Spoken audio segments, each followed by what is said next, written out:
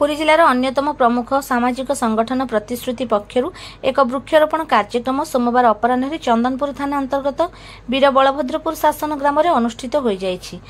नड़िया समेत विभिन्न फलदायक वृक्षरोपण सहित सेमानकर सुरक्षा और बंचिबा दिगरे विहित व्यवस्था ग्रहण कर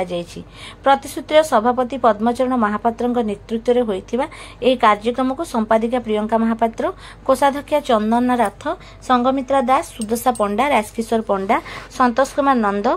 मनोरंजन जेना, स्वर्णलता परमगुरु और पूर्णकामना होता प्रमुख कार्यक्रम में अकुंठ सहयोग प्रदान करथिले। पुरीर पूर्वतन विधायक जयंत कुमार षडंगी दीर्घ समय वृक्षरोपण स्थान में उपस्थित रही और निजे गछ लगाई समस्त को उत्साहित करथिले। प्रतिश्रुतिर एही परिवेश सुरक्षामूलक कार्य किछि ग्रामवासी आग्रहर सह सहयोग प्रदान करथिले।